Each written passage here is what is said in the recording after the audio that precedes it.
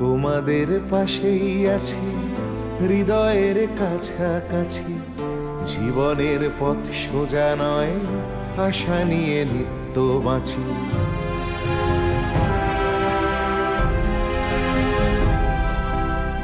শিক্ষা ছড়িয়ে পড়ুক ভেদাভেদ শূন্য করে, এ বেলা নাই বা জুটুক ও বেলা জুটতে পারে।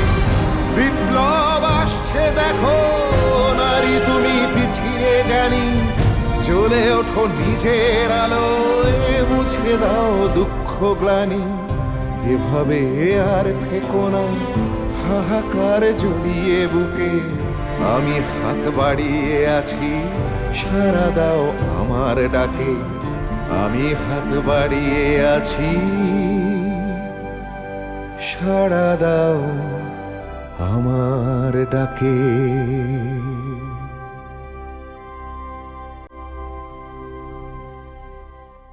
ছেলেকে দেখছি না যে?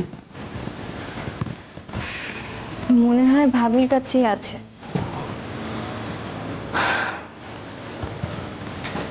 বেচারি ভাবি, বাচ্চাটাকে নিয়ে যদি একটু কষ্ট ভুলে থাকতে পারে, থাকুক না। তোমাকে একটা কথা বলতে এলাম, বসো। কি কথা? আমরা তো অনেকদিন হলো বাড়ি থেকে এসেছি, মাঝে হাতে কিছু ঘটে গেল। আমাদের বাড়ির লোকেরা কিচ্ছু জানে না।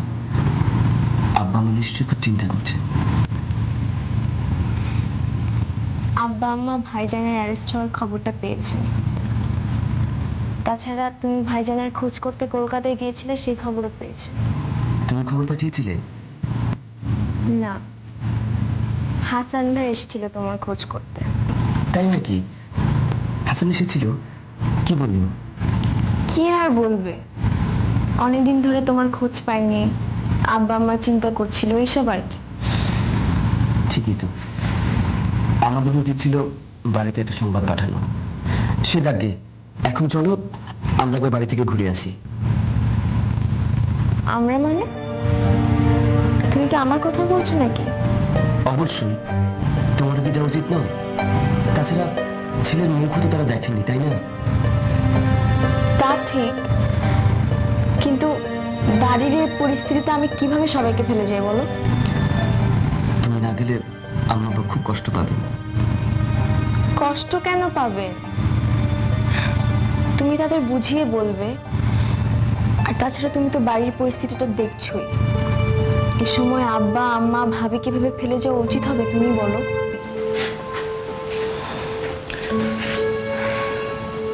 তা অবশ্য ঠিক। তাহলে তুমি কি বলো, আমি কি একাই চলে যাব? আমি বলি কি, এবার তুমি একা গিয়ে তাদের সঙ্গে দেখা করে আসো। এর পরের বার যখন বাড়ির অবস্থাটা একটু স্বাভাবিক হবে, তখন আমরা দুজন মিলে আমাদের ছেলেকে নিয়ে যাব। ঠিক আছে, আমি বরঞ্চ আজ বিকেলে চলে যাচ্ছি। তাই ভালো। ঠিক আছে, আমি স্টিমার ঘাটে গিয়ে দেখছি। হ্যাঁ,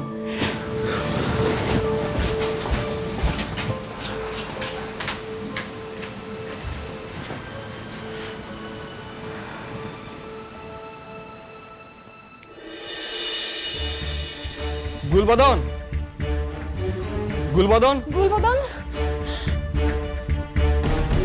তোমরা এসেছো? কি অঘটনটা ঘটে গেল বলুন তো?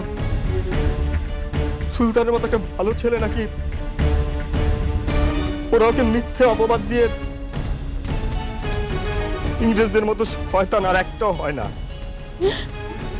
সবই আমার কপাল। নিশ্চয়ই আল্লাহর কাছে আমি এমন কোনো অন্যায় করেছিলাম যার জন্য আল্লাহ আমাকে এরকম শাস্তি দিচ্ছে।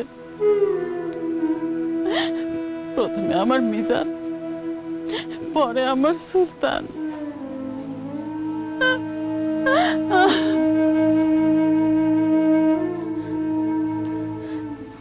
আর কাঁদবেন না মহিমা, যা হবার তা তো হয়ে গেছে।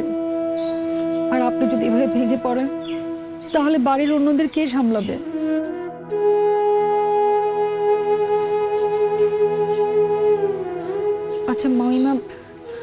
গুল কোথায়?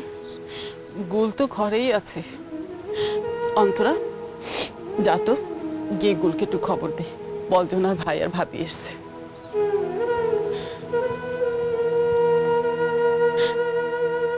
ওর মনের ওপর দিয়ে যে ঝড় যাচ্ছে, আমি তো মা, আমি ওর কষ্টটা বুঝতে পারি। তোমরা এসেছো, ওকে একটু বোঝাও, যদিও বোঝে। মহিমা, আমরা সবাই যতই বোঝাই না কেন, স্বামী হারানোর যন্ত্রণা কেউ কি সহজে ভুলে?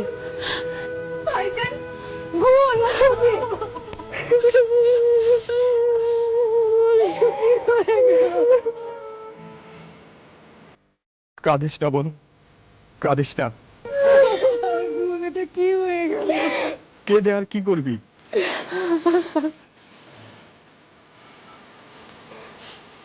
যা আবার তা তো হয়ে গেছে, এখন আর কত কাঁদবি? এবার নিজের মনকে একটু সান্ত্বনা দে। এখানে এত কিছু ঘটে গেল, আমাদেরকে একটা সংবাদ পর্যন্ত দিসনি। কাল সুলেমানের পত্র মারফত আমরা সব জানতে পারলাম। তোর ভাইকে তো জানাতে পারতি, আগে যদি তোর ভাই জানতো একটা কিছু তো করতে পারতো। তুমি গুলকে নিয়ে ঘরে গিয়ে বসো। চল গুল, ঘরে চল। বাবা, তুমিও ঘরে যাও। অন্তরা, না, ওনাদের জন্য একটু খাওয়া দাওয়ার ব্যবস্থা কর।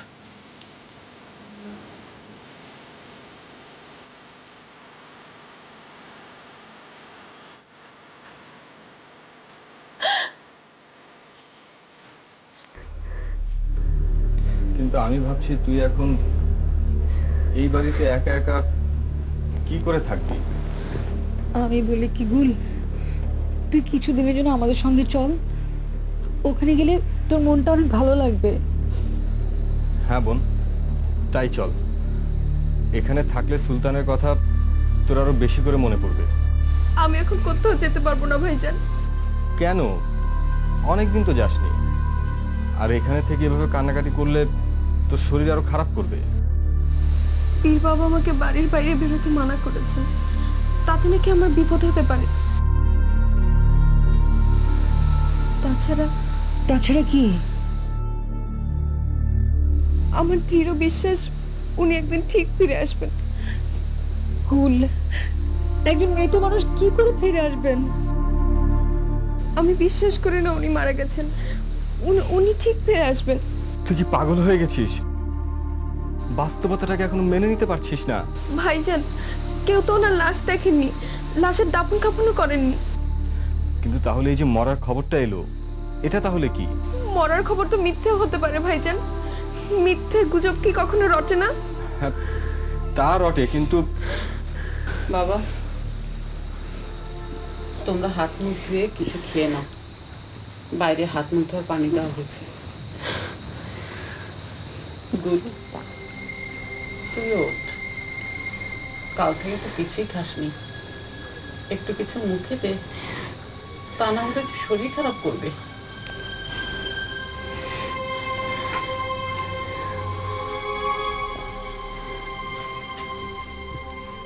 গুল, চল কিছু খাবি, চল।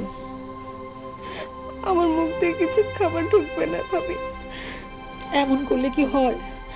চল, কিছু না খেলে কেমন করে হয়? চল, একটু তো খাবি। দোহাই লাগে তোমার, তোমরা যাও, আমাকে একটু একা থাকতে দাও।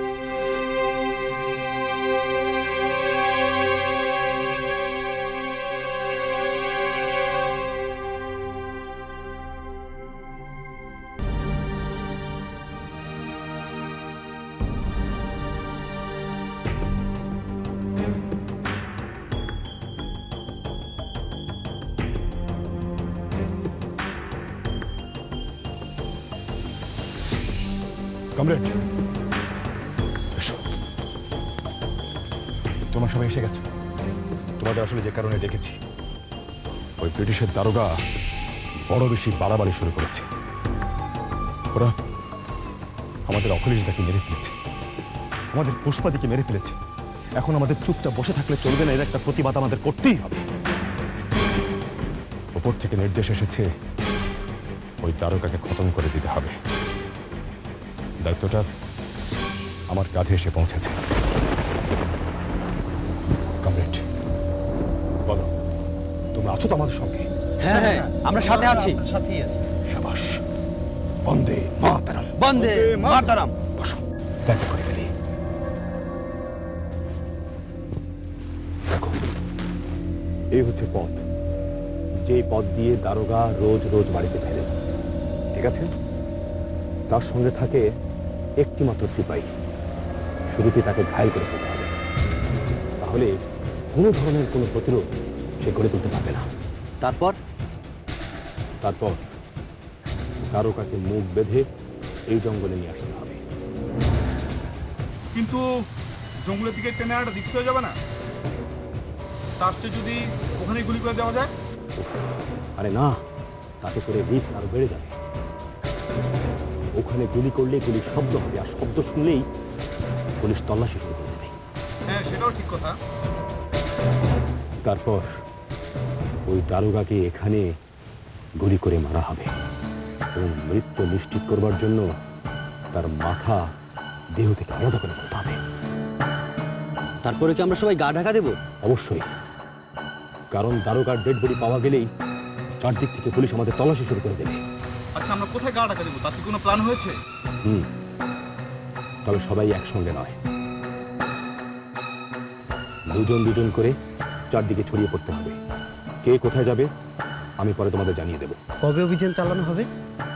আগামীকাল রাত, কারণ আগামীকালই হচ্ছে অমাবস্যার রাত। অমাবস্যার রাতে অভিযানটা চালানো আমাদের সফল হবে। তবে কাজটা কিন্তু মোটেও সহজ নয়। মনে রাখবে, আমাদের প্রতিটি পদক্ষেপ যেন খুব সতর্কভাবে হয়। একটি ভুল, সামান্য একটি ভুলের কারণে সমস্ত প্ল্যান আমাদের ভেস্তে যেতে পারে। এই অভিযান আমরা সফল করবই। সাবাস। যদি কোনো কারণে আমরা পুলিশের হাতে ধরা পড়ি, আমাদের মধ্য থেকে যদি কেউ একজন পুলিশের হাতে ধরা পড়ে, খবরদার একটি কথাও যেন মুখ থেকে বের করতে না পারে। আমরা দেশের জন্য জীবন দিব, তবু জবান দিব না। সাবাস, এটাই আমাদের করতে হবে। তাহলে আগামীকাল সন্ধ্যা 7টায় আমরা সবাই আবার মিলিত হচ্ছি। সেই পর্যন্ত যা বলেছি সব যেন মনে থাকে। এসো, এবার আমরা আবার অগ্নিমন্ত্রে দীক্ষা গ্রহণ করি। বন্দে মাতরম। বন্দে মাতরম।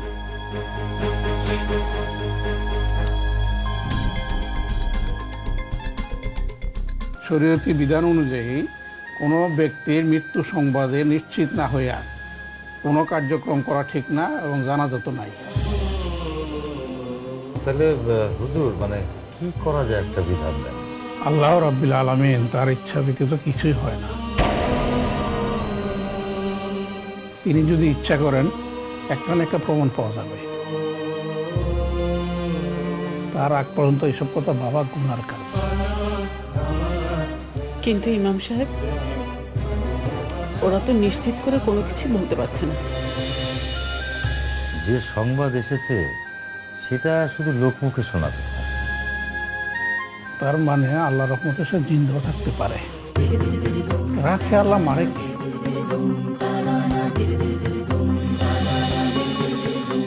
তাহলে এই অবস্থায় কি করা যায় হুজুর?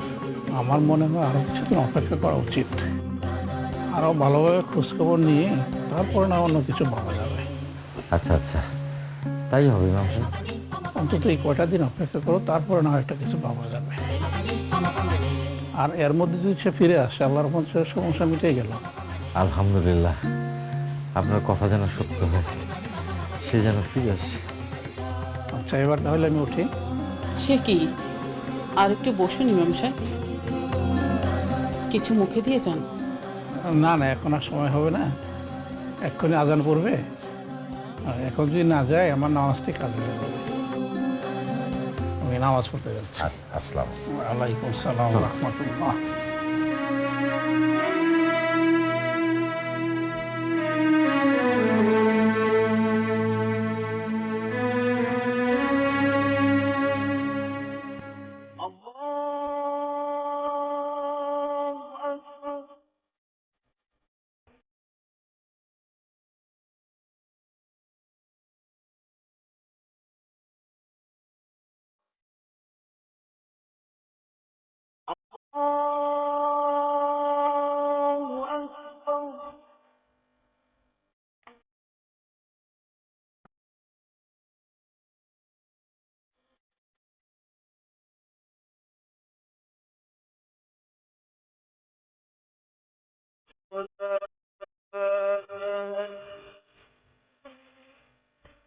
হে আল্লাহ রাব্বুল আলামিন, তোমার অসীম ক্ষমতা, তোমার ইচ্ছা ব্যতীত বৃক্ষের একটা শুষ্ক পত্রও পড়ে না। তুমি বাঁচিয়ে রাখলে তাকে মারে কার সাধ্য? আমার স্বামীকে তুমি ফিরিয়ে এনে দাও, আমিন।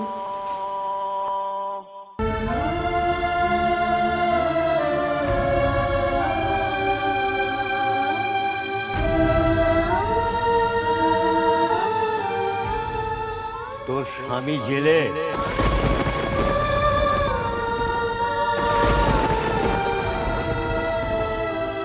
পুলিশে ধরেছে তো। তোর স্বামী ফিরে আসবে, তোর স্বামী ফিরে আসবে। আমি স্পষ্ট দেখতে পাচ্ছি, আমি স্পষ্ট দেখতে পাচ্ছি। এখন তোর বৈধব্য যোগ নেই। তোর স্বামী ফিরে আসবেই আসবে, তোর স্বামী ফিরে আসবেই আসবে। তুমি তো আমায় কথা দিয়েছিলে যে আমাকে ছেড়ে কোথাও যাবে না, তাহলে আজ ফিরে আসছো না কেন? মিথ্যু, তোমার কথার কোনো দাম নেই। ফিরে এসো, ফিরে এসো না। আমি যে তোমায় ছাড়া ভালো নেই, তোমায় ছাড়া আমি যে আর বাঁচতে পারছি না। দয়া করে ফিরে এসো। আমি আর তোমায় কোনোদিন কিচ্ছু বলবো না। ফিরে এসো।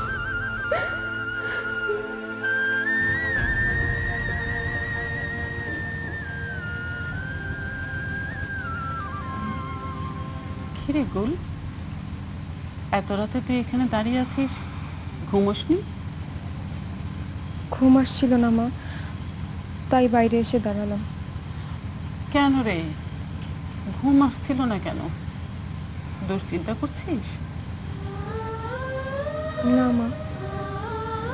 তাহলে পীর বাবা কি বলে গেছেন ভুলে গেছিস? উনি না বলেছেন রাতের বেলা একা একা বাড়ির বাইরে না বেরোতে, তাহলে অমঙ্গল হয়। অমঙ্গলের আর কি বা বাকি আছে মা? আমার তো আর কোনো অমঙ্গল হবার কিছু নেই। যার স্বামী, সুস্থ সবল স্বামী, শহরে কাজ করতে গেল আর ফিরল না, এর চেয়ে বড় অমঙ্গল আর কি হতে পারে মা? তিনি বেঁচে আছেন নাকি মারা গেছেন আমি তাও জানি না। একজন স্ত্রীর কাছে স্বামী হারানোর থেকে বড় অমঙ্গল আর কিচ্ছু হতে পারে না মা, কিচ্ছু হতে পারে না। কাঁদিস না মা, কাঁদিস না।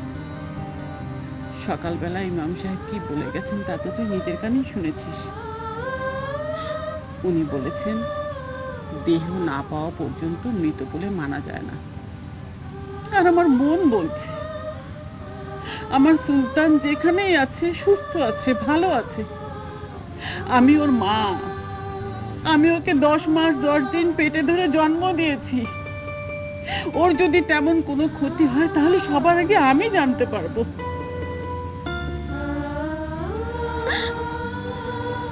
আল্লাহ আমার মিজানকে কেড়ে নিয়েছেন,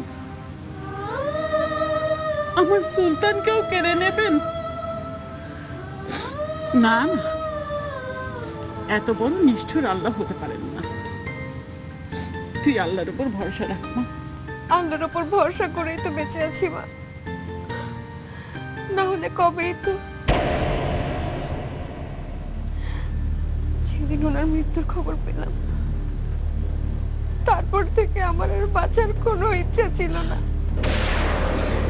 শুধু আল্লাহর কাছে দোয়া করেছি, আল্লাহ এত বড় ক্ষতি তুমি আমার করো না। আমি যত পাপ করেছি তার শাস্তি তুমি আমাকে দাও, আমার স্বামীকে দিও না। ওনাকে ছাড়া যে আমি বাঁচতে পারবো না মা। ধৈর্য ধর মা, ধৈর্য ধর। ইমাম সাহেবের কথায় আমি নতুন করে আশার আলো খুঁজে পেয়েছি। আর তিনি তো বাজে কথা বলার মানুষ না, তা না হলে কি 7 গ্রামের মানুষ তার কাছে পরামর্শ নিতে আসে? শোন মা, শুনেছি শুভ চিন্তা করলে অশুভ কোনোদিন কোনো মানুষের ক্ষতি করতে পারে না। তাই আজ থেকে, এখন থেকে সমস্ত অশুভ চিন্তা ভাবনা মাথা থেকে বাদ দিয়ে দে।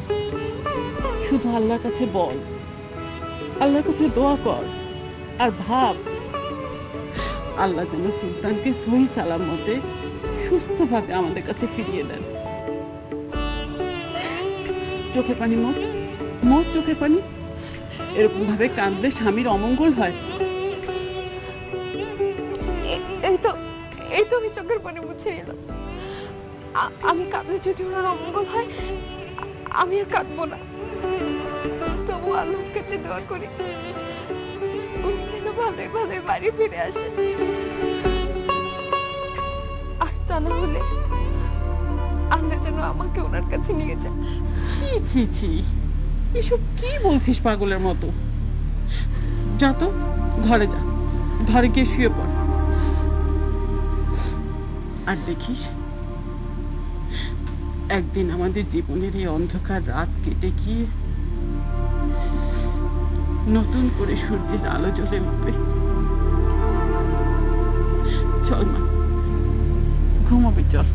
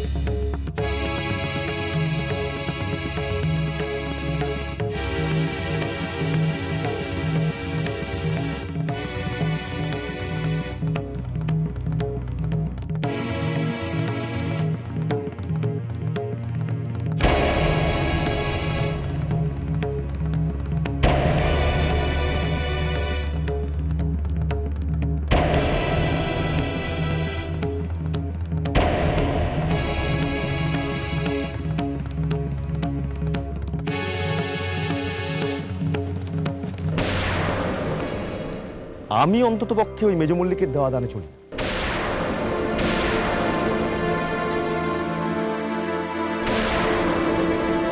আমি হাগরে না, আর আমার ঘরের উনুন ওনার দয়ায় চলে।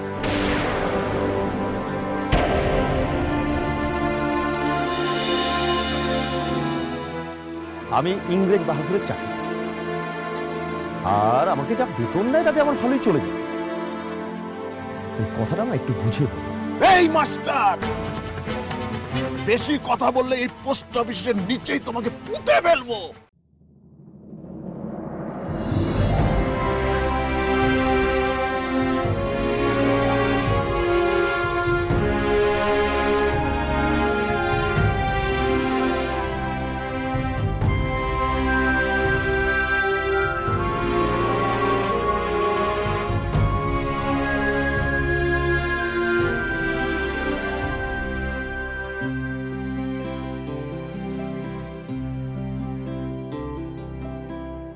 তোমাদের পাশেই আছি, হৃদয়ের কাছাকাছি, জীবনের পথ সোজা নয়, আশা নিয়ে নিত্য বাঁচি।